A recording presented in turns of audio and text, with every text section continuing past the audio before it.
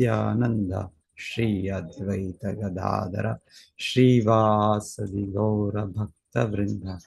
ಹರೇ ಕೃಷ್ಣ ಕೃಷ್ಣ ಕೃಷ್ಣ ಹರೇ ಹರೇ, ಹರೇ ರಾಮ ರಾಮ ರಾಮ ಹರೇ ಹರೇ.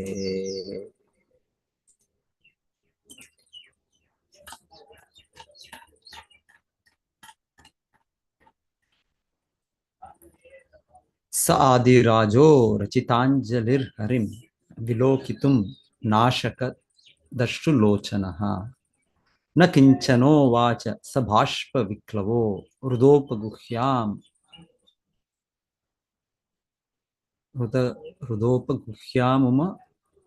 ದಾದ ವಸ್ತಿತಃ. ಉಪಗುಹ್ಯಾಮುಂ ಅದಾದ ವಸ್ತಿತ. ಆದಿರಾಜನಾದ ಪೃಥುವು ಕಣ್ಣುಗಳಲ್ಲಿ ನೀರು ತುಂಬಿಕೊಂಡು ಭಗವಂತನ ಕಣ್ತುಂಬ ನೋಡಲಾರದೆ ಹೋದನು. ದನಿಯುಡುಗಿ ಕೊರಳುಬ್ಬಿ ಬಂದು ಅವನನ್ನು ಸಂಬೋಧಿಸಿ ಮಾತನಾಡಲಾರದೆ ಹೋದನು. ಭಗವಂತನು ತನ್ನ ಹೃದಯದಲ್ಲೇ ಗಾಢವಾಗಿ ಆಲಂಗಿಸಿಕೊಂಡು ಕೈ ಮುಗಿದುಕೊಂಡು ನಿಂತು ಬಿಟ್ಟನು. ಸೊ ಪೃಥು ಮಹಾರಾಜರು ಸಾಮಾನ್ಯ ವ್ಯಕ್ತಿ ಅಲ್ಲ. ಸೊ ನಾವು ನೋಡ್ತಾ ಇರೋದಿಲ್ಲಿ ಅವರ ಯಜ್ಞ ಕಾರ್ಯಕ್ಕೆ ಸ್ವತಃ ಭಗವಂತನೇ ಬಂದಿದ್ದಾನೆ, ಸ್ವತಃ ಭಗವಾನ್ ವಿಷ್ಣು.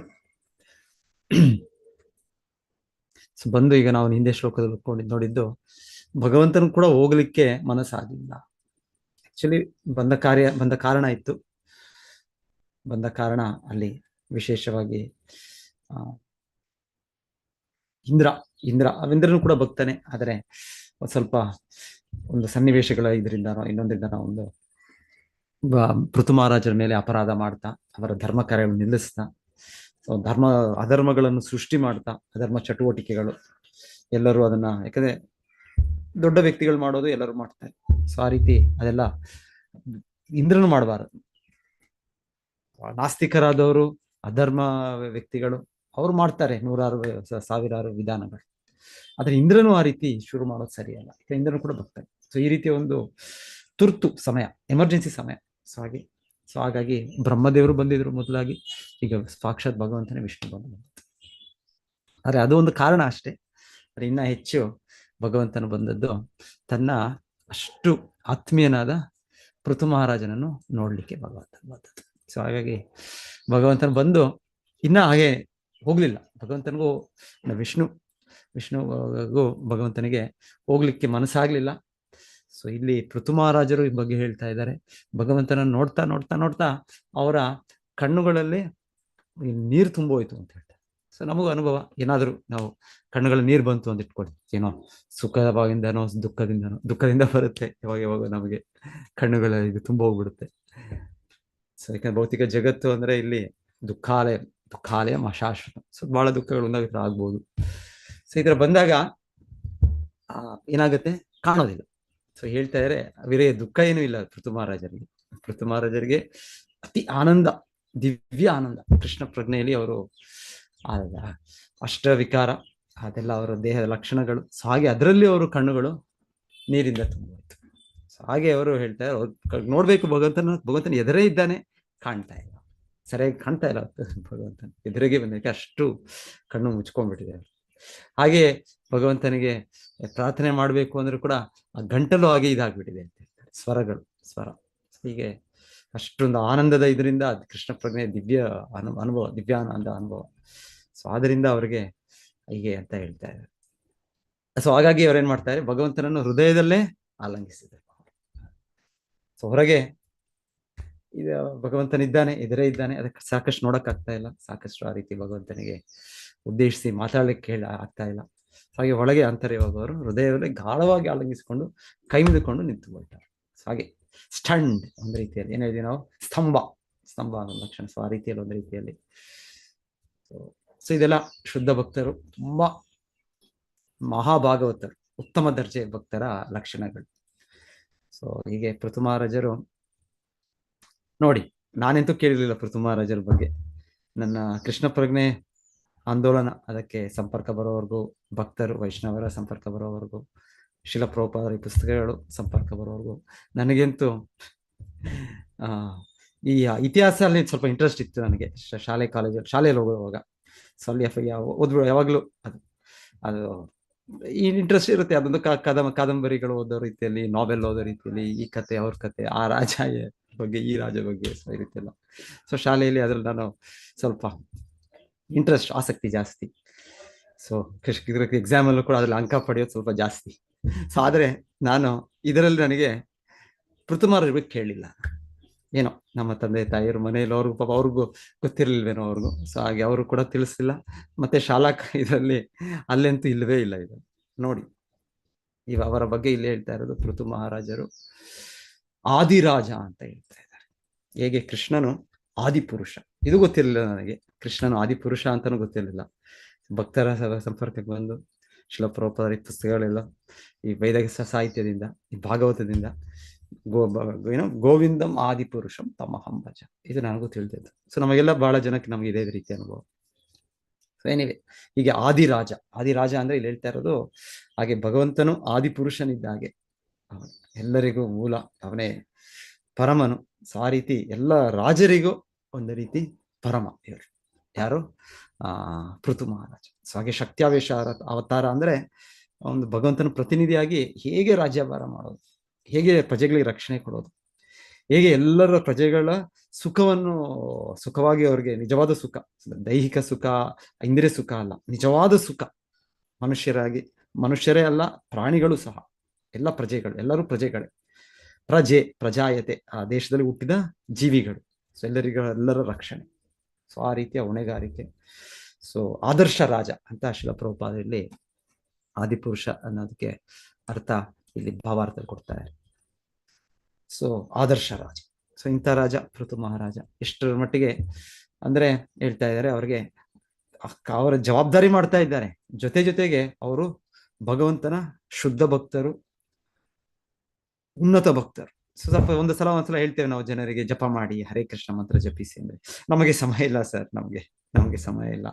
ನನ್ನ ಹೆಂಡತಿ ಮಾಡ್ತಾ ಇದ್ದಾರೆ. ಸುಮ್ಮನೆ ಒಬ್ರು ಬಂದಿದ್ರು ಭಕ್ತರು. ಸೊ ಅವರು ಹೇಳ್ತಾರೆ, ದೊಡ್ಡ ಒಂದು ಯಾವುದೋ ಹಾಸ್ಪಿಟಲ್ ಅದ್ರಲ್ಲಿ ಪಾರ್ಟ್ನರ್ ಅವರು, ಆಸ್ಪತ್ರೆ ಇದರಲ್ಲಿ. ಸೊ ಹಾಗೆ ಅವ್ರ ಹೆಂಡತಿ ಜಪ ಮಾಡ್ತಾ ಇದ್ದಾರೆ, ಅವರು ಭಕ್ತರಾಗಿದ್ದಾರೆ. ಸೊ ಅವ್ರು ಕೇಳಿದ್ರೆ, ನಾನು ಹೆಂಡತಿ ಮಾಡ್ತಾರೆ ಜಪ, ಅವ್ರು ಮಾಡ್ಲಿ ನೀವು ಕೂಡ ಜಪ, ನಮ್ಮ ಹತ್ರ ಜಪಕ್ಕೆ ಇಟ್ಟಿದೆ ಮಂದಿರದಲ್ಲಿ, ನಾವು ಕೊಡೋಣ ಆ ರೀತಿ ನಾನು ಅನ್ಕೊಂತ ಯೋಚನೆ. ಇಲ್ಲ ನನಗೆ ಸಾಕು ನನಗೆ. ಸೊ ಹೀಗೆ, ಯಾಕಂದ್ರೆ ಜವಾಬ್ದಾರಿಗಳು. ಅವ್ರು ಹೇಳ್ತಾರೆ, ನನಗೆ ಸಮಯ ಇಲ್ಲ, ನಾನು ಬೆಳಿಗ್ಗೆಯಿಂದ ರಾತ್ರಿ 12 ಗಂಟೆವರೆಗೂ ಕೆಲಸ ಮಾಡಿ. ಹೀಗೆ ಜನರು ಇದ್ದಾರೆ, ತುಂಬಾ ಕೆಲಸದಲ್ಲಿ ಶ್ರಮಜೀವಿಗಳು, ಕಾಯಕವೇ ಕೈಲಾಸ ಅನ್ಕೊಂಡವ್ರು ಇದ್ದಾರೆ. ಆದ್ರೆ ನೋಡಿ, ಪೃಥು ಮಹಾರಾಜನಿಗಿಂತ ನಮಗೆ ಜವಾಬ್ದಾರಿಗಳಿದೆಯಾ? ಅವನಿಂದ ನಾವು ದೊಡ್ಡ ಕೆಲಸ ಮಾಡ್ತಾ ಇದ್ದೇವ?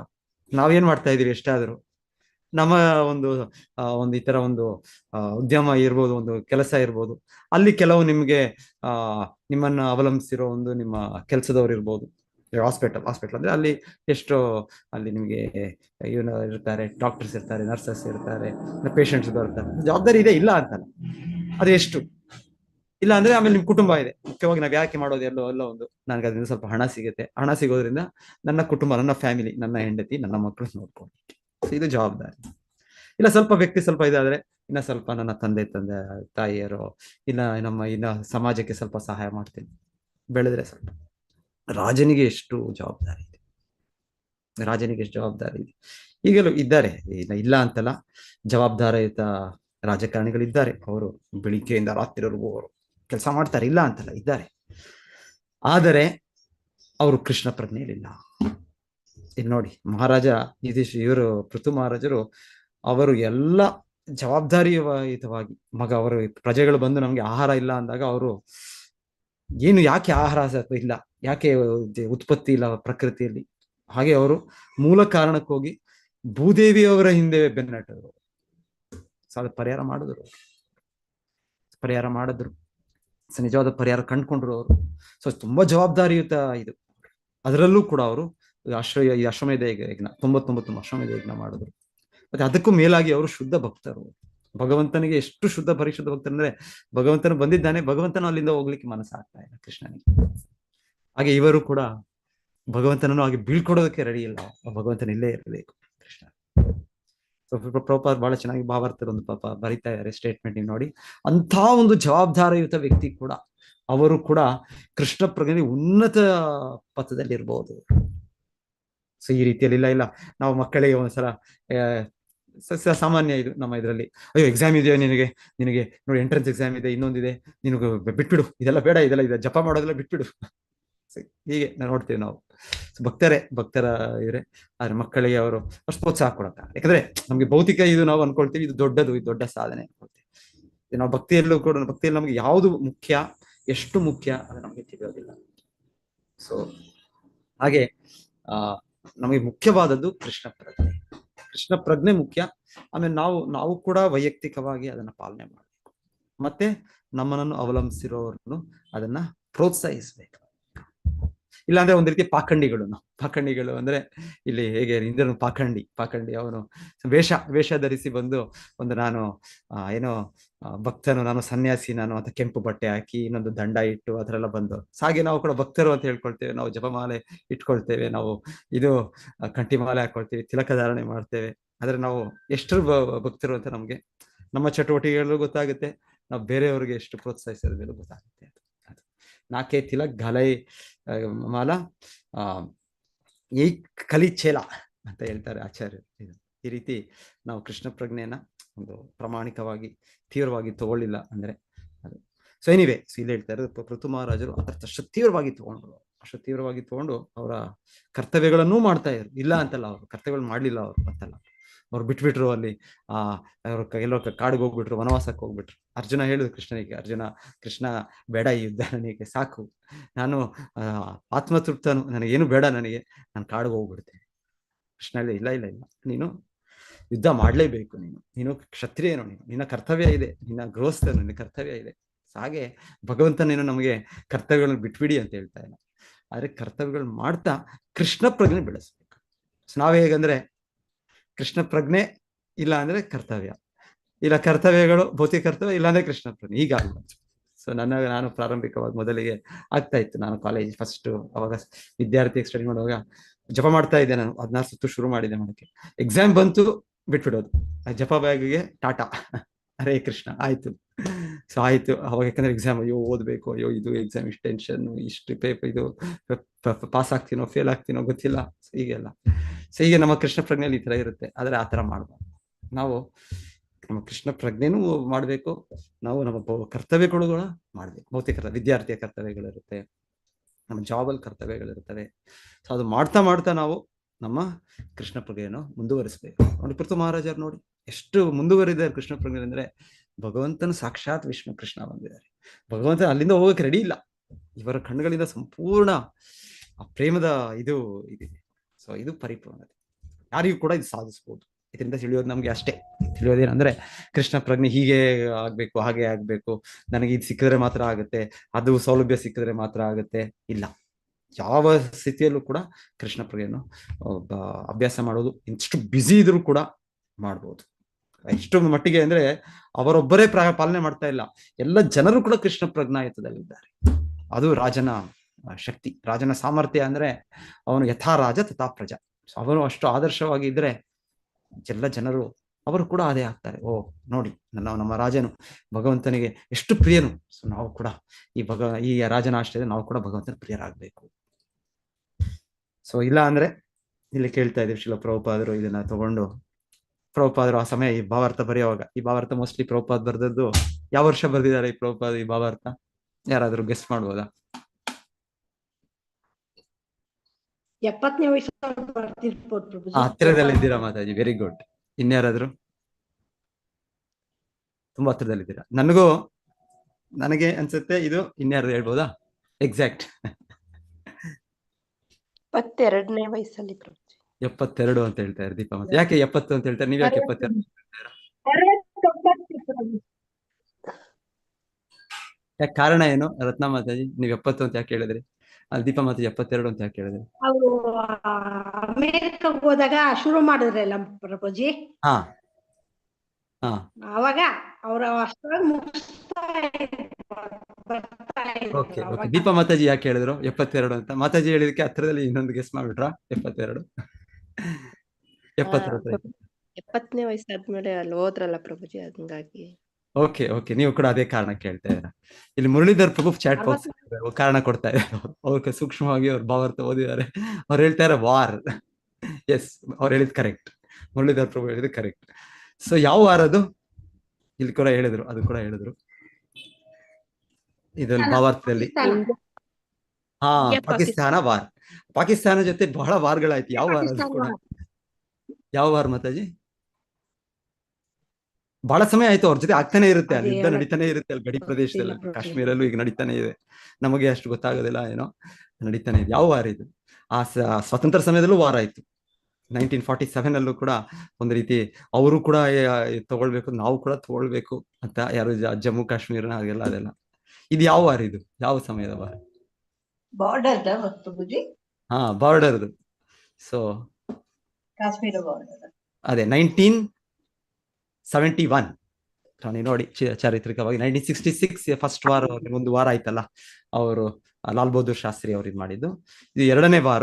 ಯಾವಾಗ ಪ್ರಭುಪಾದರು ಅವಾಗ ಅಮೆರಿಕೆಗೆ ಹೋಗ್ಬಿಟ್ಟಿದ್ರು 1965ಗೆ. ಆ ಟೈಮ್ಗೆ 65 ಆ ಟೈಮಲ್ಲಿ ಏನೋ ಮಸ್ಟ್ ಅನ್ಸುತ್ತೆ ಈ ವಾರ ಆಗಿದ್ದು. 66 ಇದರಲ್ಲ ಅವಾಗ 65-66 ಏನೋ ಎಕ್ಸಾಕ್ಟ್ ಆಗಿ ನೋಡಿ ನೀವು. ಇದು ಎರಡನೇ ವಾರ. ಇದು ಎರಡನೇ ವಾರ ಅಂದ್ರೆ 1971 ಈ ಬಾಂಗ್ಲಾದೇಶ್ ಲಿಬರೇಷನ್ ಅಂತ ಹೇಳ್ತಾರಲ್ಲ, ಬಾಂಗ್ಲಾದೇಶ ಹುಟ್ಟಿ ಬಂತು ಅಂತ ಆ ಸಮಯದಲ್ಲಿ, ಆ ಸಮಯದ ವಾರ 1971. ಸೊ ನನಗೆ ಅನ್ಸೋ ಪ್ರಕಾರ 1971 ವಾರ ಇದು. ಸೊ ಅದಕ್ಕೆ ಪ್ರಭುಪಾದರು ಹೇಳ್ತಾ ಇದ್ದಾರೆ ಈ ವಾರ ಇದರಲ್ಲಿ 14 ದಿವಸದಲ್ಲಿ ಎಷ್ಟು ಜೀವಗಳ ಇದಾಯ್ತು, ಜೀವಿಗಳು ಎಷ್ಟು ಜನ ಸತ್ರು, ಮತ್ತೆ ಎಷ್ಟು ಹಣ ವ್ಯರ್ಥ. ಇದೆಲ್ಲ ಯಾಕೆ ಆಗ್ತಾ ಇದೆ ಇದು? ಸೊ ಇದ್ರ ಮುಂಚೆ ಶ್ರೀಲ ಪ್ರಭುಪಾದ ಇನ್ನೊಂದು ಉದಾಹರಣೆ ಹೇಳ್ತಾ ಇದ್ದಾರೆ. ಇವತ್ತಿನ ನ್ಯೂಸ್ ಪೇಪರ್. ಸೊ ಆ ನ್ಯೂಸ್ ಪೇಪರ್ ಪ್ರಭುಪಾದ ಮೋಸ್ಟ್ಲಿ ಆ ಭಾವಾರ್ಥ ಬರೆಯೋ ಮುಂಚೆ ಪ್ರಭುಪಾದ ಡೀಟೇಲ್ ಓದ್ತಾ ಇರಲಿಲ್ಲ ನ್ಯೂಸ್ ಪೇಪರ್. ಇವಾಗ ನಾವು ಓದಿದ್ರೆ ನ್ಯೂಸ್ ಪೇಪರ್ ಗಂಟೆಗಟ್ಲೆ ಸ್ವಲ್ಪ ಜನ ಓದ್ತಾರೆ, ಗಂಟೆಗಟ್ಲೆ ಓದಬಾರ್ದು. ಅದು ಗ್ರಾಮಿಕ. ಆದರೆ ಸ್ವಲ್ಪ ತಿಳ್ಕೊಳ್ಬೇಕು ನಾವು ಸಮಾಜದಲ್ಲಿ ಇರೋದ್ರಿಂದ. ನಿಮ್ಗೆ ಗೊತ್ತಾಗ್ಬೇಕಲ್ಲ, ಇವತ್ತು ಬ್ಯಾಂಕ್ ಇಲ್ಲ, ಇವತ್ತು ಸೊ ನೀವು ಬ್ಯಾಂಕ್ ಏನೋ ಹೋಗ್ಬೇಕು ಅಂದ್ರೆ ರಜೆ ಅಂತ ನಿಮಗೆ ಇವಾಗೆಲ್ಲ NFT ಇದೆ, ನೀವು ಬ್ಯಾಂಕ್ ಇದರಲ್ಲೇ ಸ್ಮಾರ್ಟ್ ಫೋನ್ ಇನ್ನೋದ್ರಲ್ಲಿ ಮಾಡ್ಬೋದು, ಇಂಟರ್ನೆಟ್ ಅಲ್ಲೇ. ಆದರೂ ಸ್ವಲ್ಪ ಏನಾದ್ರು ನಿಮ್ಗೆ ಕಚೇರಿಗಳಿರ್ಬೋದು, ಕೆಲಸಗಳಿರ್ಬೋದು, ಸ್ಟ್ರೈಕ್ ಅಂತ ಇರ್ಬೋದು, ಇನ್ನೊಂದೇನೋ ಗಲಾಟೆ ಇರ್ಬೋದು. ಸೊ ಅದಕ್ಕೋಸ್ಕರ ನಿಮ್ಗೆ ಬೇಕು ಸ್ವಲ್ಪ ನ್ಯೂಸ್ ಬೇಕು, ನಿಮ್ಗೆ ಸ್ವಲ್ಪ ನ್ಯೂಸ್ ಬೇಕಷ್ಟೇ. ಸೊ ಶ್ರೀಲ ಪ್ರಭುಪಾದರು ಆಚಾರ್ಯರಾಗಿ ಅವರು ಈ ತರ ಅವರ ಶಿಷ್ಯರಿಂದ ಹೆಡ್ಲೈನ್ಸ್, ಕೆಲವು ಪಾಯಿಂಟ್ಸ್, ಅದು ತುಂಬಾ ಗಂಡಾಂತರದ ವಿಷಯ ಆದರೆ ಅದರ ಸ್ವಲ್ಪ ಡೀಟೇಲ್ ತಿಳ್ಕೊಳ್ತಾರೆ ಅಷ್ಟೇ. ಮತ್ತೆ ಅದಕ್ಕೆ ಇನ್ನ ಪ್ರಯೋಜನ ಇಲ್ಲ ನ್ಯೂಸ್. ಇಲ್ಲ ಅಂದ್ರೆ 108 ನ್ಯೂಸ್ ಇದೆ, 28,000 ವಿಷಯಗಳಿದೆ. ಸೊ ಇದನ್ನು ಕೇಳ್ತಾ ನಮ್ಮ ಸಮಯ ವ್ಯರ್ಥ, ನಮಗೆ ಎಲ್ಲ ಮನಸ್ಸು, ಇಂದ್ರಿಯ ಶಕ್ತಿ, ಬಲ ಎಲ್ಲವೂ ಕೂಡ ವ್ಯರ್ಥ ಆಗ್ಬಿಡುತ್ತೆ. ಸೊ ಆದರೂ ಇಲ್ಲಿ ಶ್ರೀಲ ಪ್ರಭುಪಾದರು ಹೇಳ್ತಾ ಇರೋದು ಅದನ್ನ, ಅವರು ಆ ನ್ಯೂಸ್ ಅದನ್ನ ಸ್ವಲ್ಪ ಅವರ ಶಿಷ್ಯರು ಹೇಳ್ತಾ ಇದ್ದಾರೆ. ಮುಂಬೈಯಲ್ಲಿ ನನಗೂ ಗೊತ್ತಿರಲಿಲ್ಲ ಈ ವಿಷಯ. ನಿಮ್ಗೆಲ್ಲ ಯಾರು ಮುಂಬೈ ಇದ್ದಾರಾ ಇಲ್ಲಿ ಭಕ್ತರಿದೆ? 1950s to 70s ಇಲ್ಲ ಯಾರಾದ್ರೂ ಆ ಟೈಮಲ್ಲಿ ನೀವಿರೋರು ಗೊತ್ತಿರ್ಬೋದೇನೋ. ಮುಂಬೈಯಲ್ಲಿ ನೋಡಿ ಇದಿತ್ತಂತೆ, ಏನು ಪಾನ ನಿಷೇಧ ಆಯ್ತಂತೆ. ಪಾನ ನಿಷೇಧ ಏನು ಮದ್ಯಪಾನದ ಇದೇ ಇಲ್ಲ ಇವತ್ತು ನೋಡಿ. ಆ ಥರ ದೊಡ್ಡದು ಯಾಕೆ ನಮ್ಮ ಮಂಗಳೂರಲ್ಲೇ ಇದೆ. ನಮ್ಮ ಮಂಗಳೂರಿಗೆ ಬಂದ ನಂಗೆ ಆಶ್ಚರ್ಯ ಆಯ್ತು ಫಸ್ಟಿಗೆ. ನಮ್ಮ ಬೆಂಗಳೂರಿನಲ್ಲೂ ಅಷ್ಟೊಂದಿಲ್ಲ ಅಲ್ಲಪ್ಪ, ಇಲ್ಲಿ ಅಷ್ಟು ಕಾಣುತ್ತೆ ಅಲ್ಲ, ಅಷ್ಟಷ್ಟು ಮೇನ್ ರೋಡ್ಗಳಲ್ಲಿ ದೊಡ್ಡ ಲೈಟಿಂಗ್ ಎಲ್ಲ ಆಗಿ ಬರೇ ವೈನ್ ಶಾಪ್ಸ್ ಇದೆ, ತುಂಬಿದೆ ಇಲ್ಲಿ. ಬೆಂಗಳೂರಲ್ಲೂ ಆ ರೀತಿ ನೋಡ್ಲಿಲ್ಲ ಫಸ್ಟಿಗೆ ಆವಾಗ ಬಂದಾಗ. ಈಗ ಬೆಂಗಳೂರು ಕೂಡ ಏನು ಹಿಂದೆ ಇಲ್ಲ, ಅಲ್ಲಿ ಕೂಡ ಅದು ತುಂಬಾ ದೊಡ್ಡ ನಗರ ಆಗಿ ಬೆಳೆದು ಎಲ್ಲ ಮೆಟ್ರೋಪಾಲಿಸ್ ಹೀಗೆ ಹಾಗೆ. ಸೊ ಇದು ಹೇಳ್ತಾರೆ ಇರ್ಲಿಲ್ಲ ಅಂದ್ರೆ ಇಲ್ಲಿ ಗಾಂಧೀಜಿ ಅವ್ರು ಮಾಡಿದ್ದು ಅಟ್ಲೀಸ್ಟ್ ಒಂದು ಒಳ್ಳೆ ಕೆಲಸ. ಅವ್ರು ಎಷ್ಟೋ ಒಳ್ಳೆ ಕೆಲಸಗಳು ಮಾಡಿದ್ರು, ಇಲ್ಲ ಅಂತಲ್ಲ. ಅವರು ಎಷ್ಟೋ ಅವರ ಒಳ್ಳೆ ಮನಸ್ಸಿತ್ತು ಈ ತರ ಜನರಿಗೆ ಒಳ್ಳೇದಾಗ್ಬೇಕು ಅಂತ. ಆದ್ರೆ ಅವ್ರು ಕೃಷ್ಣ ಪ್ರಜ್ಞೆಯನ್ನು ಸ್ವೀಕರಿಸ್ತಿಲ್ಲ ಅವರು, ಮತ್ತೆ ಒಂದು ಗುರುವನ್ನು ಸ್ವೀಕರಿಸ್ತಿಲ್ಲ. ಹಾಗಾಗಿ ಅವ್ರಿಗೆ ಹೇಗೆ ಧರ್ಮವನ್ನು ಪಾಲನೆ ಮಾಡೋದು ಅದು ಸರಿಯಾದ ಒಂದು ಇದು ಅರ್ಥ ಆಗ್ಲಿಲ್ಲ ಅವ್ರಿಗೆ. ಹಾಗೆ ಅವ್ರದೇ ಇಂಟರ್ಪ್ರಿಟೇಷನ್. ನಾವ್ ಹೇಳೋದು ಭಗವದ್ಗೀತೆ ತಾರೂಪ ಬದಲು ಭಗವದ್ಗೀತೆಯಿಂದ ಅಹಿಂಸಾ ತತ್ವ ಅವ್ರಿಗೂ ತಂದದ್ದು, ಆ ತರ ಎಲ್ಲ ಅವ್ರು ಸ್ವಲ್ಪ ಇಲ್ಲ ಅಂದ್ರೆ ಅವರ ಒಂದು ಇದು ಇಲ್ಲಿ ಶ್ರೀಲ ಪ್ರಭುಪಾದರು ಹೇಳ್ತಾರೆ, ಗುರುತಿಸಿದ್ದಾರೆ ಅವರ ಕಾಂಟ್ರಿಬ್ಯೂಷನ್. ಸೊ ಅವರು ಇದರ ಬಾಂಬೆ ನಗರದಲ್ಲೇ ಕೂಡ ಇದಿಲ್ವಂತೆ, ಮದ್ಯ ಇರ್ಲಿಲ್ವಂತೆ, ಪಾನ ನಿಷೇಧ. ಸೊ ಯಾರಾದ್ರೂ ಗೊತ್ತಿತ್ತ ಇದು ವಿಷಯ? ನನಗೆ ಇವಾಗ ಗೊತ್ತಾಗ, ನಾನು ಹಿಂದೆ ಓದಿ ಒಂದ್ಸಲ, ಅದೇ ನಾನು ಅಷ್ಟು ನೆನಪು ಮಾಡ್ಕೊಂಡಿಲ್ಲ. ಆದ್ರೆ ಇವಾಗ ನೋಡಿದ್ರೆ ನೋಡಿ ತರ, ಯಾಕಂದ್ರೆ ಎಲ್ಲವೂ ಎಷ್ಟು ಮದ್ಯದಿಂದ ಶುರು ಆಗುತ್ತೆ. ಮದ್ಯಪಾನ ಇದರಿಂದ, ಇನ್ನೊಂದರಿಂದ ಎಲ್ಲ ಕ್ರಿಮಿನಲ್ ಆಕ್ಟಿವಿಟೀಸ್, ಜನರಿಗೆ ಬುದ್ಧಿ, ಇಂದ್ರಿಯ ಮನಸ್ಸು ನಿಗ್ರಹ ಹೋಗುತ್ತೆ. ಮತ್ತೆ ಅವರು ಜಗಳ, ಕಾದಾಟ, ಇದೆಲ್ಲ ಕಾರಣಗಳು. ಎಲ್ಲ ಸಮಾಜದ ಗೊಂದಲಕ್ಕೆ ಇದು ಮೂಲ ಕಾರಣಗಳು. ಮದ್ಯ ಸೇವನೆ. ಸೊ ಹೇಳ್ತಾರೆ ಇದಿರ್ಲಿಲ್ಲ ಅಂತ ಹೇಳ್ತಾರೆ. 19 ಬಾಂಬೆಯಲ್ಲೂ ಕೂಡ ಸ್ವತಂತ್ರ ಸಮಯದಿಂದ ಏನೋ ಹೇಳ್ತಾರೆ ಇರ್ಲಿಲ್ವಂತೆ. ಆದರೆ ಹೇಳ್ತಾರೆ ಏನಾಯ್ತು, ಇದ್ದಾರೆ ಜನರು ತುಂಬಾ ಚತುರರು, ಕ್ಲೆವರ್, ತುಂಬಾ ಬುದ್ಧಿವಂತರು, ಜಾಣರು ಯಾವ ರೀತಿಯಲ್ಲಿ ಈ ರೀತಿ ಏನದು ಮದ್ಯ ಇದು ಏನ್ ಹೇಳಿದ್ರು ಅದಕ್ಕೆ, ಮದ್ಯ ಸೇವನೆ, ಇಲಿಸಿಟ್ ಲಿಕ್ಕರ್ ಏನಂತ ಹೇಳಿ ಕನ್ನಡದಲ್ಲಿ ಅದನ್ನ,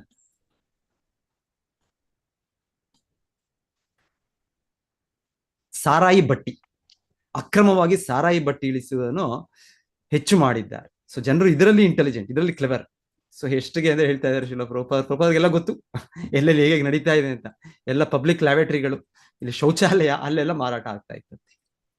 ಜನರು ಆ ರೀತಿಯಾಗಿ ಒಂದೊಂದ್ಸಲ ಸರಿಯಾದ ರೀತಿಯಲ್ಲಿ ಆಗದೆ, ಇನ್ನೊಂದು ಸ್ವಲ್ಪ ಜನಕ್ಕೆ, ಯಾಕಂದ್ರೆ ಸರಿಯಾದ ರೀತಿಯಲ್ಲಿ ಅದು ಆಗ್ಬೇಕದು, ಇಲ್ಲ ಫರ್ಮೆಂಟೇಶನ್ ಅದು ಕಂಪ್ಲೀಟ್ ಆಗ್ಬೇಕದು, ಇಲ್ಲ ಅಂದ್ರೆ ಅದು ಒಂದು ವಿಷಯವೇ, ಅದರಿಂದ ಕೂಡ ಜನ ಸಾಯ್ತಾರೆ.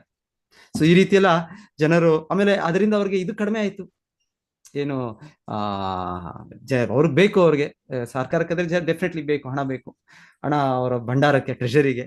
ಆದ್ರೆ ಅವರು ಯೋಚನೆ ಮಾಡಿದ್ದು ನಮ್ಗೆ ಇದರಿಂದ ಭಂಡಾರ ಸಿಗುತ್ತೆ. ಸೊ ಗೌರ್ಮೆಂಟೇ ಈಗ ಹೋಲ್ಸೇಲ್, ಅವರೇ ಇನ್ನ ಕಡಿಮೆ ರೇಟಲ್ಲಿ ಮಾಡಿ, ಅವರೇ ಮ್ಯಾನುಫ್ಯಾಕ್ಚರ್ ಮಾಡಿ, ಎಷ್ಟೊಂದಿದೆ ಕರ್ನಾಟಕದಲ್ಲಿ ನೋಡ್ತೀವಿ, ಎಷ್ಟೊಂದು ಇದೆ, ತುಂಬಾ ಎಲ್ಲ ಲಿಕ್ಕರ್ ಫ್ಯಾಕ್ಟ್ರೀಸ್ ಎಲ್ಲ ಗೌರ್ಮೆಂಟೇ ಅಂತ ತಯಾರಿ ಮಾಡೋದು, ಲೈಸೆನ್ಸ್ ಕೊಡೋದು ಎಲ್ಲ ಸಂಪೂರ್ಣ ಅವ್ರ ಕಂಟ್ರೋಲ್ ಇದೆ, ಫುಲ್ ಕಂಟ್ರೋಲ್. ಅರ್ಯಾಕ್ ಡಿಪಾರ್ಟ್ಮೆಂಟ್ ಇದೆ, ಎಕ್ಸೈಸ್ ಡಿಪಾರ್ಟ್ಮೆಂಟ್ ಅವ್ರದ್ದು ದೊಡ್ಡ ಡಿಪಾರ್ಟ್ಮೆಂಟ್, ಯಾಕಂದ್ರೆ ತುಂಬಾ ಹಣ ಮಾಡ್ಬೋದು ಇದರಲ್ಲಿ. ಆದ್ರೆ ನೀವು ಈ ರೀತಿ ಹಣ ಮಾಡ್ತೀರಾ, ಆದ್ರೆ ಜನರ ಆರೋಗ್ಯ ಹಾಳಾಗುತ್ತೆ, ಜನರ ಮತ್ತೆ ನೈತಿಕ ಮಟ್ಟ ಹೋಗುತ್ತೆ, ಮತ್ತೆ ಅಧಾರ್ಮಿಕ ಚಟುವಟಿಕೆಗಳಿಗೆ ಅದು ಪ್ರೋತ್ಸಾಹ ನೀಡುತ್ತೆ. ಅದನ್ನು ಸರ್ಕಾರ ನೋಡಕ್ಕೆ ಆಗ್ತಾ ಇಲ್ಲ. ಅವರ ದೃಷ್ಟಿ ಚಿಕ್ಕ ದೃಷ್ಟಿ, ಕಣ್ಣು ಮುಂದೆ ಇಷ್ಟೇ ಕಾಣೋದು, ಅವ್ರಿಗೆ ಮುಂದೆ ಇನ್ನೇನಿದೆ ಕಾಣ್ತಾ ಇಲ್ಲ. ಚಿಕ್ಕ ಲಾಭ, ಈಗ ನಮ್ಗೆ ಹಣ ಸಿಕ್ಬಿಡ್ತು, ಈ ಕೋಟಿ ಇದು ಸಿಕ್ಬಿಡ್ತು, ನಾವು ಇಲ್ಲಿ ಪ್ರಾಮಿಸ್ ಮಾಡಿದ್ದೇವೆ, ಇದು ಜನರಿಗೆ ಫ್ರೀ ಬಸ್ಸಲ್ಲಿ ಹೋಗೋದಕ್ಕೂ ಆಗುತ್ತೆ, ಇಲ್ಲಾಂದ್ರೆ ಇನ್ನೊಂದು ಏನೋ ಪ್ರತಿ ಇವರಿಗೆ ಕೆಲಸ ಇಲ್ಲ ಅವರಿಗೆ, ಯುವಕರಿಗೆ ಅವ್ರಿಗೆ 2,000 ಇಲ್ಲ ಇದು ಅವ್ರಿಗೆ ಫ್ರೀ ಕೊಡ್ತೇವೆ ನಾವು, ಇದಕ್ಕೆ ನಮ್ಗೆ ಲಾಭ ಆಗುತ್ತೆ. ಸೊ ಚಿಕ್ಕ ದೃಷ್ಟಿಯಿಂದ ಜನರು ಮಾಡ್ತಾರೆ. ಆದ್ರೆ ಕೊನೆಗೆ ಏನಾಗುತ್ತೆ, ಆ ರಾಜಕಾರಣ ಮಾಡೋ ಒಂದು ಇದರಿಂದ ಅವ್ರ ಜನರ ಇದೇ ಹೋಗ್ಬಿಡುತ್ತೆ, ಅವರ ಮಾನಸಿಕ ಸ್ಥಿತಿ, ಆರೋಗ್ಯ, ದೇಹದ ಬಲ, ಮತ್ತೆ ಅವರ ಸ್ವಭಾವ ಎಲ್ಲವೂ ನಾಶ ಆಗಿ, ಅಧಾರ್ಮಿಕವಾಗಿ ಎಲ್ಲವೂ ಕೂಡ. ಸೊ ಶಿಲ ಪ್ರಭುಪಾದರು ಹೇಳ್ತಾ ಇದ್ದಾರೆ, ಹೀಗೆ ಇದು ಈ ತರ ಅಲ್ಲ, ಈ ತರ ರಾಜನಲ್ಲ ಆ ಪೃಥು ಮಹಾರಾಜನು ಆದಿ ರಾಜ, ಆದರ್ಶ ರಾಜ. ಸೊ ಪ್ರಭುಪಾದ ಬಹಳ ಚೆನ್ನಾಗಿ ಬರೀತಾರೆ, ಇಂತಹ ಸರ್ಕಾರ ನಮಗೆ ನಮ್ಗೆ ರಕ್ಷಣೆ ಕೊಡಕ್ಕಾಗಲ್ಲ, ನಮ್ಮ ಜೀವನದ ಪರಿಪೂರ್ಣತೆ ಮಾಡಕ್ಕಾಗಲ್ಲ, ನಮಗೆ ಗಂಡಾಂತರದಿಂದ ರಕ್ಷಿಸಕ್ಕಾಗೋದಿಲ್ಲ, ಸುಮ್ಮನೆ ಅಷ್ಟೇ ಹೆಸರಿಗಷ್ಟೇ ಈ ಸರ್ಕಾರಗಳು, ಏನು ಪ್ರಯೋಜನ ಇಲ್ಲ, ಇದರಿಂದ ನಿಜವಾದ ಲಾಭ ಇಲ್ಲ. ಇದರಿಂದ ಪ್ರಭುಪಾದರು ಹೇಳ್ತಾರೆ, ಸಮಯದಲ್ಲಿ ಈ ರೀತಿಯ ಗಂಡಾಂತರ ಬರಲೇಬೇಕು. ನೋಡಿ, ಕೋವಿಡ್ ಬಂತು ಸಡನ್ ಆಗಿ, ವಿಶ್ವದಲ್ಲಿ ಎಲ್ಲ ಸರ್ಕಾರಗಳು ಬಂದು, ದೊಡ್ಡ ದೇಶ ಅಮೆರಿಕ, ಅವರು ಕೂಡ ಎಲ್ಲ ಭಯದಲ್ಲಿ ಎಲ್ಲ ಕೂಡ ಕ್ಲೋಸ್ ಆಗೋಯ್ತು, ಎಲ್ಲ ಬಿಸ್ನೆಸ್, ವ್ಯಾಪಾರ, ಇದು ಅದೆಲ್ಲ ಕ್ಲೋಸ್. 2 ವರ್ಷ 3 ವರ್ಷ 1 ವರ್ಷ 2 ವರ್ಷ ಎಷ್ಟು ಇದಾಗಿತ್ತದು ಕೋವಿಡ್. ಆ ತರ ಒಂದು ಬರುತ್ತೆ. ಇಲ್ಲಾಂದ್ರೆ ಮಹಾಯುದ್ಧಗಳ ಆಯ್ತು, ಕೇಳಿದ್ವಿ ನಾವು, ಮೊದಲನೇ ಮಹಾಯುದ್ಧ, 2ನೇ ಮಹಾಯುದ್ಧ. ಮತ್ತೆ ಶಿಲ ಪ್ರಭುಪಾದಲ್ಲಿ ಉದಾಹರಣೆ ಕೊಡ್ತಾ ಇದ್ದಾರೆ, ಪಾಕಿಸ್ತಾನ ಜೊತೆ ಯುದ್ಧ ಆಗಿದ್ದು.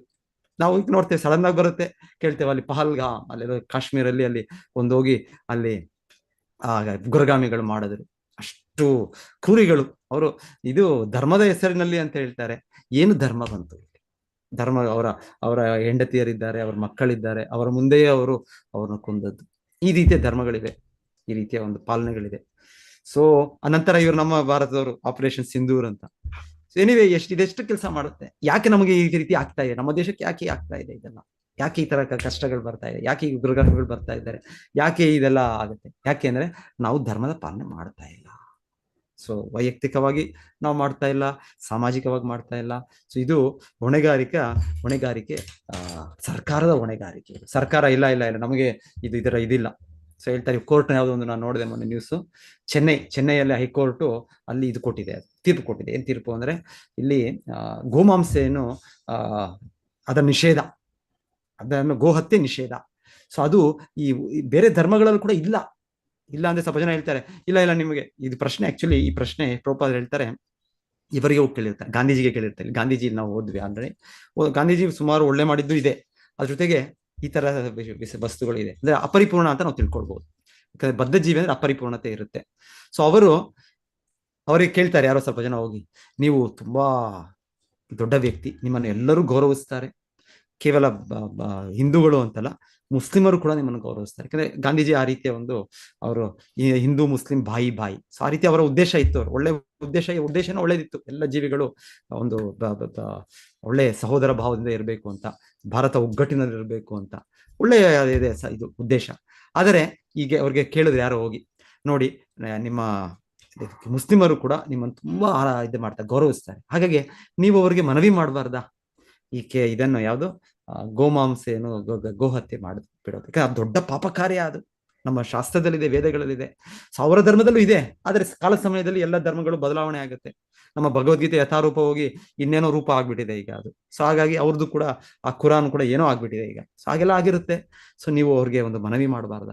ಇವಾಗ ಅದೇ ಪಾಯಿಂಟ್ ಇವ್ರು ಹೇಳ್ತಾ ಇದ್ರು ಚೆನ್ನೈ ಕೋರ್ಟ್ ಅಲ್ಲಿ, ಕುರಾನಲ್ಲೂ ಕೂಡ ಅದೇನು ಗೋಹತ್ಯೆ ಅವ್ರು ಹೇಳೋ ಒಂದು ಸ್ವಲ್ಪ ಜನ ಹೇಗೆ ಹೇಳ್ತಾರೆ ಅಂದ್ರೆ, ಅಲ್ಲಿ ಅದು ರೆಕಮೆಂಡ್ ಮಾಡಿದ್ದಾರೆ, ಅಲ್ಲಿ ಅವ್ರ ಧರ್ಮದ ಪ್ರಕಾರ ಅದು ತಿನ್ಬೇಕು, ಅದು ಆ ತರ ಎಲ್ಲೂ ಇಲ್ಲ. ಅಥವಾ ಕುರಾನಲ್ಲಿ ಆತರ ಇದನ್ನ ಗೋ ಮಾಂಸ ತಿನ್ನಿ ಅಂತ ಎಲ್ಲೂ ಇಲ್ಲ. ಆದರೆ ಇಲ್ಲಿ ಅವ್ರು ಕೇಳಿದಾಗ ಗಾಂಧಿ ಅವರು ಹೇಳಿದ್ದು, ಇದು ಅವರ ಧರ್ಮ, ಇದು ಧರ್ಮದ ವಿಷಯದಲ್ಲಿ ನಾನು ಏನು ಮಾಡೋಕ್ಕಾಗಲ್ಲ, ಧರ್ಮದ ವಿಷಯದಲ್ಲಿ ನಾನು ನನ್ನ ತಲೆಯನ್ನು ಹಾಕೋದಿಲ್ಲ, ಮೈಂಡ್ ಯುವರ್ ಓನ್ ಬಿಸ್ನೆಸ್. ಆ ರೀತಿ ಅವರು ಇದು ಮಾಡ್ಬಿಟ್ಟು, ಇಲ್ಲ ನೀವು ನೀವು ಒಂದು ದೊಡ್ಡ ನೇತಾ, ನೀವು ದೊಡ್ಡ ಒಬ್ಬ ನಾಯಕರಾಗಿದ್ದಾರೆ, ನಿಮ್ಮನ್ನು ಅವಲಂಬಿಸಿ ಎಷ್ಟೋ ಜನ, ನೂರಾರು ಜನ ಅವರು ನಿಮ್ಮ ಆದೇಶವನ್ನು ಸ್ವೀಕರಿಸಿ ಅವ್ರು ಪಾಲನೆ ಮಾಡೋದು ರೆಡಿ ಇದ್ದಾರೆ. ಸೊ ಯಾಕೆ ನೀವು ಅವ್ರನ್ನ ಸರಿಯಾದ ರೀತಿಯಲ್ಲಿ ಅವ್ರನ್ನ ಮಾರ್ಗದರ್ಶನ ಕೊಡಬಾರ್ದು? ನಿಮ್ಮ ಹೊಣೆಗಾರಿಕೆ ಅಲ್ವಾ ಅದು. ಅವರು ಪಾಪ ಜೀವನದಲ್ಲಿ ತೊಡಗಿ ಅವರು ನರಕಕ್ಕೆ ಹೋಗೋದನ್ನು ತಪ್ಪಿಸೋದು, ಅದು ನಿಮ್ಮ ಕರ್ತವ್ಯವಲ್ಲ ಅದು.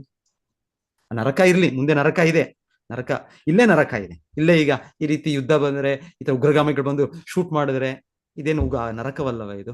ಸ್ವಲ್ಪ ಜನಕ್ಕೆ ಕೈಗಳು ಹೋಗುತ್ತೆ, ಕಾಲ್ಗಳು ಹೋಗುತ್ತೆ, ಇನ್ನೊಂದು ಪ್ಯಾರಾಲಿಸಿಸ್ ಆಗುತ್ತೆ, ಅರ್ಧ ಜೀವ ಆಗ್ತೀವಿ, ಸ್ವಲ್ಪ ಜನ ಸತ್ತು ಬಿಡ್ತಾರೆ, ಓಕೆ ಕಂಪ್ಲೀಟ್. ಇಲ್ಲ ಸ್ವಲ್ಪ ಜನ ಅರ್ಧಪರ ಇದಾಗಿ ಲೈಫ್ ಲಾಂಗ್ ಅವ್ರಿಗೆ ಕಾಲಿಲ್ಲ, ಕೈ ಇಲ್ಲ, ಇದಿಲ್ಲ, ಅದೆಲ್ಲ ಆದ್ರೆ ಸೊ ಇದೆಲ್ಲ ನರಕದ ಜೀವನವಲ್ವಾ? ಸೊ ಈ ರೀತಿ ಜನರನ್ನು ರಕ್ಷಣೆ ಮಾಡೋದು ನಮ್ಮ ಹೊಣೆಗಾರಿಕೆ ಇಲ್ವಾ ನಾವು ನಾಯಕರಾಗಿ? ಸೊ ಹೀಗೆ. ಸೊ ಎನಿವೆ ಇಲ್ಲಿ ಸೊ ಈ ಗೋಹತ್ಯೆ ಇದೆಲ್ಲ ಇದ್ದಾರೆ, ಪಕ್ಷಗಳಿದೆ, ನಾಯಕರಿದ್ದಾರೆ, ಅವರು ಇದನ್ನೆಲ್ಲ ಪ್ರೋತ್ಸಾಹಿಸ್ತಾ ಇದ್ದಾರೆ. ಸೊ ಇನ್ಯಾರು ಮಂತ್ರಿ, ನಾನು ಹೆಸರು ಹೇಳೋದಿಲ್ಲ ಇಲ್ಲಿ, ನಿಮ್ಗೆಲ್ಲ ಗೊತ್ತಾಗಿರ್ಬೋದು ಅವ್ರ ಬಗ್ಗೆ ಹೇಳ್ತಾರೆ. ಅವರು ದೊಡ್ಡ ಮಂತ್ರಿ, ತುಂಬಾ ಒಳ್ಳೆ ಕೆಲಸ ಮಾಡ್ತಾ ಇದ್ದಾರೆ ಸರ್ಕಾರದಲ್ಲಿ. ಅವ್ರ ನ್ಯೂಸ್ ಪ್ರತಿನಿಧಾನ ನ್ಯೂಸ್ ಬರುತ್ತೆ, ತುಂಬಾ ಪ್ರಾಜೆಕ್ಟ್ಗಳು ಎಲ್ಲ ಮಂತ್ರಿ ಮಂಡಲದಲ್ಲಿ ಅವರು ಕೇಂದ್ರ ಸೆಂಟ್ರಲ್ ಸಚಿವರಾಗಿ ತುಂಬಾ ಮಾಡ್ತಾ ಇದ್ದಾರೆ. ಆದ್ರೆ ಹೇಳ್ತಾರೆ ಅವ್ರದ್ದು ಕೂಡ ಈ ತರ ಯಾವುದು ಇದು ಎಕ್ಸ್ಪೋರ್ಟ್, ಯಾವುದು ಗೋ ಮಾಂಸದ್ದು ಎಕ್ಸ್ಪೋರ್ಟ್, ಅವರು ಕೂಡ ಅದರಲ್ಲಿ ಪಾರ್ಟ್ನರ್ ಅಂತೆ, ಬಿಸ್ನೆಸ್ ಇದೆ, ವ್ಯಾಪಾರ ಇದೆ. ನೋಡಿ ಈ ತರ ಅವ್ರ ಜನರಿಗೆ ಮುಂದೆ ಹೇಳೋದು, ಒಂದು ಪಕ್ಷವರು ಪ್ರತಿನಿಧಿಸೋದು, ಆ ರೀತಿ ಹೇಳೋದು. ಆದ್ರೆ ಹಿಂದೆ ಅವರ ಚಟುವಟಿಕೆ ನೋಡಿ, ಅವರು ಸ್ವಯಂ ಅವರು ಇದರಲ್ಲಿ ತೊಡಗಿದ್ದಾರೆ, ಈ ರೀತಿ ದೊಡ್ಡ ಅದರ ವ್ಯಾಪಾರ ಉದ್ಯಮಿಗಳು. ಸೊ ಇದೆಲ್ಲ ಇದೆ, ಇಷ್ಟೆಷ್ಟು ನಾಯಕರು ಇದೆಲ್ಲ ಇದೆ. ಸೊ ಪ್ರಭುಪಾದರು ತುಂಬಾ ಸ್ಪಷ್ಟವಾಗಿ ಬರೀತಾ ಇದ್ದಾರೆ, ಎಷ್ಟವರೆಗೂ ಇದು ನಡೀತಾ ಇರುತ್ತೆ, ಎಷ್ಟವರೆಗೂ ಈ ಪಾಪ ಕಾರ್ಯಗಳಲ್ಲಿ ಪ್ರಜೆಗಳು ಜನರು ನಾವು ತೊಡಗ್ತಾ ಇರ್ತೇವೆ, ಅಷ್ಟವರೆಗೂ ನಮಗೆ ಬರಲೇಬೇಕು. ಈ ತರ ಕೋವಿಡ್ ಬರುತ್ತೆ, ಈ ತರ ಇನ್ನೊಂದು ಟೆರರಿಸ್ಟ್ ಅಟ್ಯಾಕ್, ಉಗ್ರಗಾಮಿಗಳು ಅಟ್ಯಾಕ್ ಮಾಡ್ತಾರೆ, ಅಲ್ಲಿ ಇರಾನ್ ಇದು ಯುದ್ಧ ಅಷ್ಟೆಲ್ಲ, ನಮ್ಮ ಭಾರತ ಇದು ಕೂಡ ಚೀನಾನು ಯುದ್ಧ ಆಯ್ತು, ಸ್ವಲ್ಪ ಸಮಯ ಕೇಳಿದ್ವಿ ನಾವು, ಭಾರತ ಪಾಕಿಸ್ತಾನ ಆಯ್ತು, ಬಾಂಗ್ಲಾದೇಶ ಕೂಡ ಅಲ್ಲಿ ಅವ್ರಿಗೆ ರೆಡಿ ಆಗ್ತಾ ಇದ್ದಾರೆ, ಸರಿ ನಾವು ಯುದ್ಧ ಮಾಡೋಣ.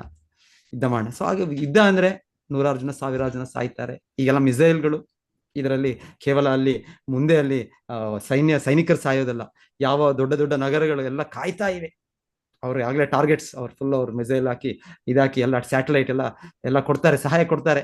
ಸೊ ನಮ್ಮ ದೊಡ್ಡ ದೊಡ್ಡ ನಗರಗಳೆಲ್ಲ ಕಾಯ್ತಾ ಇವೆ, ದೊಡ್ಡ ದೊಡ್ಡ ಬಿಲ್ಡಿಂಗ್ಗಳು. ನಾವು ಅನ್ಕೊಳ್ತೇವೆ ನಾವು ಇಷ್ಟು ಮುಂದೆ ಹೋಗ್ಬಿಟ್ವಿ, ದೊಡ್ಡ ಬೆಂಗಳೂರು, ಇನ್ನೂ ದೊಡ್ಡ ಬೆಂಗಳೂರು, ಬೃಹತ್ ಬೆಂಗಳೂರು ಮಾಡ್ತೀವಿ, ಎಲ್ಲ ಬರುತ್ತೆ, ಹಾಗೆ ಎಲ್ಲ ನಾಶ ಕೂಡ ಆಗುತ್ತೆ. ಇದೆಲ್ಲ ಇದೆಲ್ಲ ನಾವು ನೋಡ್ಬೇಕಾಗುತ್ತೆ. ಇದೆಲ್ಲ ಯಾಕೆ ಅಂದ್ರೆ ಈ ರೀತಿ ಕೃಷ್ಣ ಪ್ರಜ್ಞೆ ಇಲ್ಲ ಅಂದ್ರೆ ಆ ರೀತಿ ಆಗ್ಲೇಬೇಕು. ಸಮಯ ಯಾವಾಗ ಆಗುತ್ತೆ ಗೊತ್ತಿಲ್ಲ, ಸಮಯ tick tick tick tick tick. ನಾವು ಅಲಾರಮ್ ಇಲ್ಲ ಅಂದ್ರೆ ಒಂದು ಇದಾಗ್ತೀವಿ, ಸ್ಟಾಪ್ ಕ್ಲಾಕ್ ಆಗ್ತೀವಿ, ಅದು time bomb tick tick tick, ಯಾವಾಗ ಟೈಮ್ ಬಾಂಬ್ ಸ್ಫೋಟ ಆಗುತ್ತೆ ಗೊತ್ತಿಲ್ಲ. ಸೊ ಆ ರೀತಿ ಈ ಗಂಡಾಂತರ ನಮ್ಗೆಲ್ಲರಿಗೂ ಕಾಯ್ತಾ ಇದೆ. ಸೊ ಹಾಗಾಗಿ ನಾವೇನ್ ಮಾಡ್ಬೇಕು, ನಾವು ಕೃಷ್ಣ ಪ್ರಜ್ಞೆಯನ್ನು ತುಂಬಾ ತೀವ್ರವಾಗಿ ತಗೊಂಡು ನಾವು ವೈಯಕ್ತಿಕವಾಗಿ ಅಭ್ಯಾಸ ಮಾಡಬೇಕು. ಶಿಲ ಪ್ರಭುಪಾದರು ಬಹಳ ಚೆನ್ನಾಗಿ ಭಾವಾರ್ಥದಲ್ಲಿ ಬರಿತಾ ಇದ್ದಾರೆ, ಸಂಪೂರ್ಣವಾಗಿ ಕೃಷ್ಣ ಪ್ರಜ್ಞೆ ಆಗದಿದ್ರೂ ತೊಂದರೆ ಇಲ್ಲ, ನಷ್ಟ ಪ್ರಾಯೇಶು ಅಭದ್ರೇಶು ನಿತ್ಯಂ ಭಾಗವತ ಸೇವೆಯ ಭಗವತಿ ಉತ್ತಮ ಶ್ಲೋಕೆ ಭಕ್ತಿರ್ಭವತಿ ನೈಷ್ಟಿಕಿ. ನಷ್ಟಪ್ರಾಯ ಅಂದ್ರೆ ನಮ್ಮ ಹೃದಯದ ಕೊಳಕು ಸಂಪೂರ್ಣವಾಗಿ ಹೋಗದೆ ಇರ್ಬೋದು, ಸ್ವಲ್ಪ ಹೋದ್ರು ಕೂಡ ಅದು ಹೋದ್ರು ಕೂಡ ಹೇಳ್ತಾರೆ, ನಮ್ಮ ಹೃದಯದಲ್ಲಿ ತದಾರಜಸ್ ತಮೋಭಾವ ಕಾಮಲೋಭ ದಯಶ್ಚಯ. ಈ ರಜೋಗುಣದಲ್ಲಿರುವ ಕಾಮ ಲೋಭ ಎಲ್ಲ ನಮಗೆ ತುಂಬಿರೋದಿದೆ ರೋಗ. ಪ್ರತಿಯೊಬ್ಬರಿಗೆ ಏನು, ನನ್ನದು, ನಾನು, ಇನ್ನ ಬೇಕು, ನನಗೆ ಇದಿಲ್ಲ, ಇಷ್ಟಕ್ಕೆ ನನಗೆ ಚಿಕ್ಕ ಕಾರು ನನಗೆ ಸಮಾಧಾನ ಇಲ್ಲ, ನನಗೆ ದೊಡ್ಡ ಕಾರ್ ಬೇಕು. ಎಲೆಕ್ಟ್ರಿಕ್ ಕಾರ್ ಬಂದಿದೆ ಈಗ, ಎಲೆಕ್ಟ್ರಿಕ್ ಕಾರು ಇನ್ನ ಅದು ಡಬಲ್ ಕಾಸ್ಟ್ ಬೇಕು ನನಗೆ, ಇಲ್ಲ ಇನ್ನೊಂದು ಅದೊಂದು ಹೈ ಮಾಡೆಲ್ ಬೇಕು ನನಗೆ. ಮನೆ ನನಗೆ ಚಿಕ್ಕ ಮನೆ ಸಾಕಾಗೋದಿಲ್ಲ, ನಮ್ಮ ಮಕ್ಕಳಿಗೆ ಇನ್ನ ದೊಡ್ಡದು ಬೇಕು, ಅವ್ರಿಗೆ ದೊಡ್ಡ ಅರಮನೆ ಬೇಕು ಅವರಿಗೆ. ಸೊ ಇದೆಲ್ಲ ನಮಗೆ ಆಸೆಗೆ ಮಿತಿನೇ ಇಲ್ಲ ನಮಗೆ. ಸೊ ಅದಕ್ಕೋಸ್ಕರ ನಾವು ಶ್ರಮ ಪಡ್ತಾ ಇರಬೇಕು. ಸೊ ನಾವು ಕಾಮಕ್ಕೆ ನಮ್ಗೆ ಇದೇ ಇಲ್ಲ. ಜೀವನ ಅಂದ್ರೆ ಸರಳ ಜೀವನ, simple life, simple living, high thinking. ಸರಳ ಜೀವನ, ಉನ್ನತ ಇದು ಇರ್ಬೇಕು. ನಾವು ಅದನ್ನ ಬಿಟ್ಬಿಟ್ಟು ನಾವು ಈಗ ಎಲ್ಲ ನನ್ನ ನೆರೆಯವರೆಯವರು ಅವರ ಹೀಗೆ ಇಷ್ಟು ದೊಡ್ಡ ಇದು ಕಾರು, ದೊಡ್ಡ ಮನೆ, ಅವ್ರ ಮಗ ಅಲ್ಲಿ ಅಮೆರಿಕ ಅಲ್ಲಿದ್ದಾನೆ, ಸೊ ಹೀಗೆ ನಾವು ಕೂಡ ನಮ್ಮ ಮಗ ಕಳಿಸ್ಬೇಕು, ಅಲ್ಲಿ ಕಲಿಬೇಕು. ಇದೆಲ್ಲ ಭೌತಿಕವಾದದ್ದು, ಇದೆಲ್ಲ ನಾಶ ಆಗ್ಬಿಡುತ್ತೆ. ಇದೆಲ್ಲ ತಾತ್ಕಾಲಿಕ ಜಗತ್ತು, ತಾತ್ಕಾಲಿಕ ಸಾಧನೆಗಳು. ನಾವು ನಿಜವಾದ ನಮ್ಮ ಕೆಲಸ ಕೃಷ್ಣ ಪ್ರಜ್ಞೆಯನ್ನು ಪಡೆಯೋದು, ನಮ್ಮ ಕೃಷ್ಣನ ಇರೋ ಸಂಬಂಧವನ್ನು ನಾವು ಬೆಳೆಸೋದು, ಅದು ನಮ್ಮದು. ಪೃಥು ಮಹಾರಾಜ ನೋಡಿ, ರಾಜನಾಗಿ ಅವ್ರು ಮಾಡ್ತಾ ಇದ್ದಾರೆ. ಎಷ್ಟು ಜವಾಬ್ದಾರಿ ಇದೆ. ಭಗವಂತನೇ ನಿಮ್ಮ ಕರ್ತವ್ಯವನ್ನು ಬಿಟ್ಬಿಡಿ, ಕೆಲಸವನ್ನು ಬಿಟ್ಬಿಡಿ ಅಂತ ಹೇಳ್ತಾ ಇದ್ದಾರೆ. ಅದನ್ನ ಮಾಡ್ತಾ ಕೃಷ್ಣ ಪ್ರಜ್ಞೆ ಬೆಳೆಸ್ಬೇಕು. ಅದು ಅತಿ ಮುಖ್ಯ ನಮಗೆ. ಅದು ಮಾಡಿದ್ರೆ ನಾವೇನಾಗುತ್ತೆ, ನಮಗೆ ಕಾಮ ಲೋಭ ಇದೆಲ್ಲ ಹೆಚ್ಚು ಕಾಮ ಇದೆಲ್ಲ ಕಡಿಮೆ ಆಗುತ್ತೆ. ಹಾಗೆ ನಮ್ಮ ಸಮಾಜದಲ್ಲಿ, ದೇಶದಲ್ಲಿ, ಎಲ್ಲದಲ್ಲೂ ಕೂಡ ಶಾಂತಿ ಬರುತ್ತೆ. ಇದು ವಿಧಾನ. ಇದು ಕೃಷ್ಣ ಪ್ರಜ್ಞೆಯನ್ನ ಪ್ರಚಾರ ಮಾಡೋದ್ರಿಂದ ಮಾತ್ರ ಈ ಭಾಗವತವನ್ನು ಜನರು ಅರ್ಥ ಮಾಡ್ಕೊಳ್ತಾರೆ. ನಮ್ಮ ಭಾಗವತ ಧರ್ಮ ಇದನ್ನು ಜನರು ತಿಳಿದು ಪಾಲನೆ ಮಾಡೋವರೆಗೂ ಇದೆಲ್ಲ ಗಂಡಾಂತರ ಬರ್ತಾನೇ ಇರ್ತಾರೆ. ಇದಕ್ಕೆ ಬೇರೆ ಯಾವುದು ಪರಿಹಾರ ಇಲ್ಲ. ಬೇರೆ ಯಾವುದು, ನಾನು ಈ ರೀತಿ ಯೋಗ ದಿವಸ ಘೋಷಣೆ ಮಾಡ್ಬಿಟ್ಟೆ, ವಿಶ್ವ ಯೋಗ ದಿವಸ, ಎಕ್ಸರ್ಸೈಸ್ ಮಾಡಿ, ನೀವು ಜಿಮ್ಗೆ ಹೋಗಿ ಮಾಡಿ ಏನ್ ಪ್ರಯೋಜನ ಇಲ್ಲ. ನೀವು ಕೃಷ್ಣ ಪ್ರಜ್ಞೆಯನ್ನ ಅನುಸರಿಸಬೇಕು. ಹರೇರ್ ನಾಮ ಇವ ಕೇವಲಂ ಕಲೋ ನಾಸ್ತಿವ ಗತಿರನ್ಯತ. ಸೊ ಬೇರೆ ಯಾವುದು ಗತಿ ಇಲ್ಲ ನಮಗೆ. ಕಲಿಯುಗದಲ್ಲಿ ಹರಿನಾಮ ಒಂದೇ, ಕೃಷ್ಣ ಪ್ರಜ್ಞೆ ಒಂದೇ ನಮಗೆ. ಅದು ಬಿಟ್ಟು ಇನ್ನೇನು ಇಲ್ಲ ನಮಗೆ, ಪರಿಹಾರ ಇಲ್ಲ. ಈ ಧರ್ಮ, ಆ ಧರ್ಮ, ಈ ಪಾಲನೆ, ಧರ್ಮದ ಹೆಸರಿನಲ್ಲಿ ಇದ್ಯಾವುದು ಸಹಾಯ. ಹರೇ ಕೃಷ್ಣ. ಸೊ ನಾನು ನಿಲ್ಲಿಸ್ತೇನೆ, ಸಮಯ ಆಯ್ತು ನಮಗೆ. ಮಾತಾಜಿಯವರು ಕಂಟಿನ್ಯೂ ಮಾಡಬೇಕು. ಅವ್ರದ್ದು ಚೌರಾಷ್ಟ್ರಕ್ಕಾಗಲೇ ಮಾಡಿದ್ದಾರೆ.